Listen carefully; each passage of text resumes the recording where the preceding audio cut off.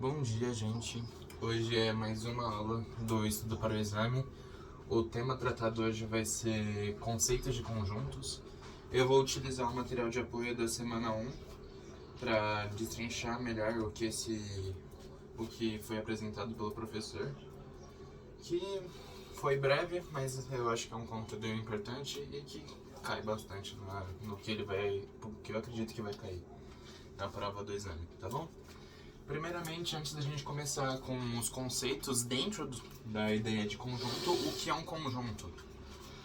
Conjunto nada mais é do que uma coleção de coisas. Vamos dizer, o conjunto eletrodomésticos da cozinha. Esse conjunto vai ter tantos elementos, sendo eles geladeira, micro-ondas, fogão, air fry, coisa desse gênero. Ou seja, o conjunto nada mais é do que uma coleção de objetos, pessoas e qualquer outras coisas. Conjunto alfabeto, A, B, C, D, F, G, H, J, K, até Z. C cedilha no caso, né? Conjunto números inteiros de 1 a 9. 1, 2, 3, 4, 5, 6, 7, 8, 9. E por aí, assim por diante. Aqui no conteúdo de apoio, calma aí. Aqui no material de apoio, a gente tem as definições de conjunto, chamando o que tem dentro deles de elemento, tá bom?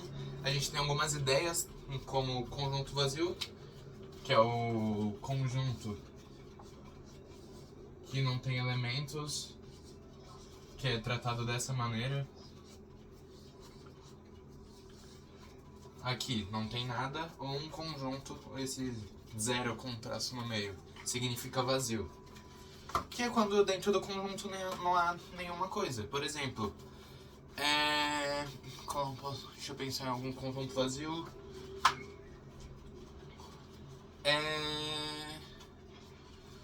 Números primos entre os números... Calma aí, entre os números 8 e 9. Não há nenhum número primo entre os números 8 e 9. Assim, o conjunto desses números seria um conjunto vazio, não existe. Tá bom? O próximo seria um conjunto unitário, que é um conjunto de um, como a palavra diz, unitário, unidade, só tem um.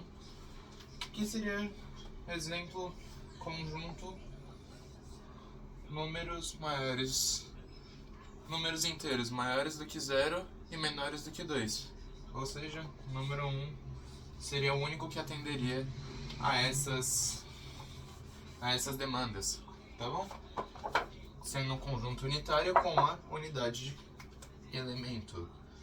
Conjunto finito é um conjunto que tem fim. Conjunto A, B, C. Eita, o que eu fiz? E conjunto infinito, que seria conjunto A, B, C e assim por diante. Quando o conjunto tem esses três pontinhos aqui, que eu acho que não estão muito evidenciados, esses três pontinhos aqui, significa que ele é infinito. Aqui vai contando, continuando contando, até no infinito. Tá bom? Essas são as ideias básicas que a gente precisa saber. Agora a gente vai começar a tratar de operações com conjuntos. A gente vai tratar primeiramente de união e intersecção. Para esses dois eu vou considerar os exemplos que eu vou escrever aqui. Conjunto A tendo 1, 2, 3 e conjunto B tendo 1, 2, não, vamos lá. Tendo 3, 4, 5 e 6. Beleza? Primeiramente, união. A união, como o nome diz, que é simbolizada por uma letra U, mais ou menos parece um U, né?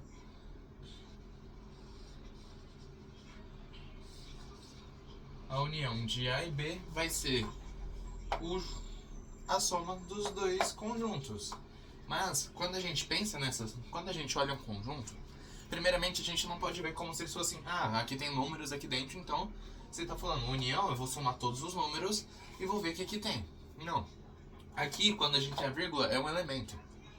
Um elemento que pode ser simbolizado por muitas outras coisas. Se eu quisesse colocar um quadrado aqui dentro desse, no lugar desse 1, um triângulo no lugar do 2, um pentágono no lugar do 3, poderia, porque é só um simbolismo gráfico de algo. Conjunto 1, a coisa 1, coisa 2, coisa 3. Ponto. Não é os números especificamente nessa situação. A gente pensaria que a união dos dois seria a gente juntar todos os elementos do 2. A gente tem um 3 aqui, um 3 aqui, então vai permanecer só 3. Não vai permanecer 2, 3. É só 3. A gente vai continuar com 4, 5, 6. Tá certo? Beleza, agora a gente tem outro conceito, que é a intersecção dos dois conjuntos. O que esses dois conjuntos têm de igual. Beleza? A intersecção é o contrário da união. A união seria juntar todo mundo. Aqui a gente só olharia para aqueles que eles têm igual. Ou seja, o conjunto B tem 1, o conjunto B tem 2? Não tem. O conjunto A tem 4, o conjunto A tem 5, o conjunto A tem 6? Não tem. Então o único elemento que estaria dentro da intersecção desses dois seria o 3. Tá certo? Vamos continuar aqui para ver o que ele tem mais. Voltando aqui, eu achei, a gente vai ter, continuando com o que a gente pode fazer com conjuntos, é a diferença de conjuntos, que seria o exemplo de A menos B, que a gente vai considerar só aqueles que A tem igual a, que B tem igual a A. Voltei. Aqui na diferença a gente vai considerar apenas os que B tem igual a A, tirando de A o que eles têm em comum, ou seja, intersecção. Se a gente tem no conjunto A 1, 2, 3, a gente só vai tirar de A aquilo que B consegue tirar. Eu não vou tirar 4, 5 e 6, já que no conjunto A não tem esses números. Então a resposta seria 1, 2. Já que a gente tem só o 3 dentro da intersecção entre esses dois. Beleza? Complementariedade. O complemento de um conjunto A contém todos os elementos que não pertencem a A. Eu não sei como comprova isso, mas considerando que só existem esses números, eu acho que, na minha visão, não tenho certeza. Essa parte, se vocês quiserem, pode ignorar. Mas a complementariedade seria considerando que só esses números aqui existem. 1, 2, 3, 4, 5 e 6. A complementariedade de A seria o 4, 5 e 6. Porque só esses que estão fora dentro do conjunto A. Tá bom? A gente, a partir daqui, vai entrar em uma conversa mais chatinha. Só que também não é muito complicado. Que é a imagem do diagrama de Venn. Os círculos. Nossa, o círculo ficou feio, né? O diagrama de Venn são representações gráficas dos conjuntos, mostrando visualmente as relações entre eles. Eles são úteis para ilustrar as operações de união, intersecção e diferença entre os conjuntos. Então, aqui eu vou dar só um exemplo, antes de eu começar a fazer algumas contas.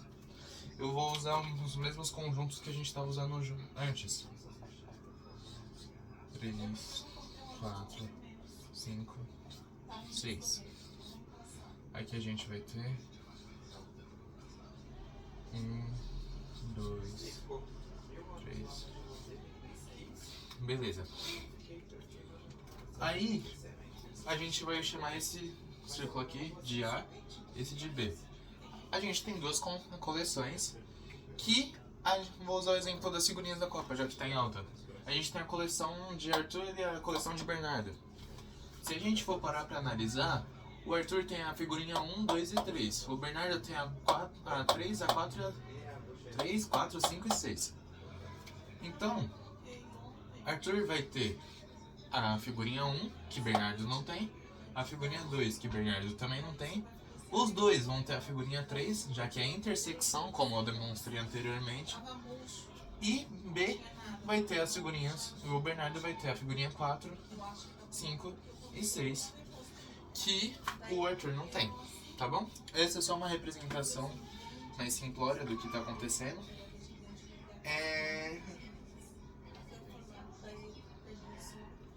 Isso daqui é só um diagrama de Venn com 2 círculos, tem como a gente usar 3 círculos, 4 círculos e assim por diante. Só que conforme vai aumentando a quantidade de círculos, mais complicado vai ficando as contas, né? Ai, ai. Deixa eu ir pra próxima. Acho que dá pra continuar com esses exemplos.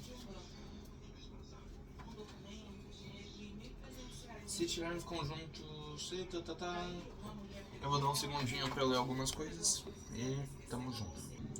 Agora, mudando um pouquinho de assunto, saindo do diagrama de Venn, que depois eu vou fazer umas questões a mais com isso, a gente vai ter a relação de pertinência, né? Que tá no segundo material de apoio, que o Maurício passou pra gente, né? Que é... Eu acho que eu vou alterar esses conjuntos só pra facilitar.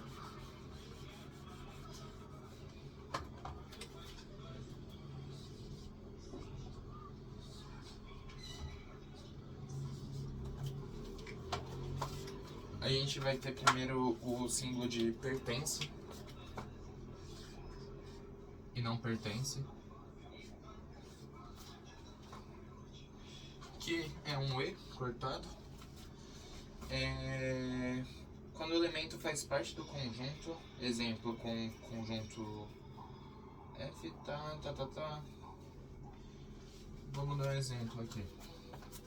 A gente está considerando só o conjunto B, beleza? 1 pertence a B, porque ele está dentro do conjunto B. O elemento 2 pertence a B, porque ele está dentro do conjunto B. Agora, se a gente analisar, o 4 não pertence a A, porque eles não tem nenhum elemento 4 dentro desse conjunto. Conseguem ver? Que o elemento 5, 6 são a mesma coisa. Porque eles não estão dentro desse conjunto A. Pertencimento, só para deixar mais claro, pertencimento indica alguma coisa referente ao elemento do conjunto. O contido, que é a próxima coisa, a letra Czinha, que é um C assim. Um C, ele serve para falar somente sobre conjuntos. Então, o conjunto A está contido em B.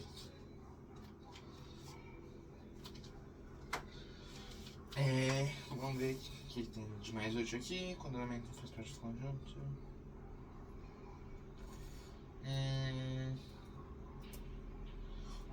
E acima de tudo isso, a gente tem o conjunto universo, né? Que é o conjunto que abrange todos.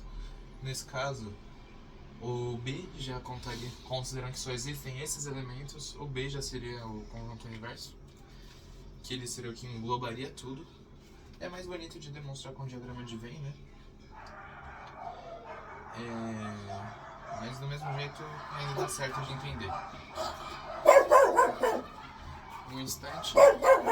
E agora, antes da gente começar a fazer os exercícios, a gente vai fazer a última parte, que é o número de subconjuntos que um conjunto A pode conter, sendo que N é a quantidade de elementos dentro disso. Como a gente descobre o número de subconjuntos? O subconjunto seria 1, 2, 3, 1, 3, 4. Não subconjuntos, tá? Mas seria a quantidade de diferentes de maneiras que esses números, esses elementos, podem se organizar dentro do conjunto B.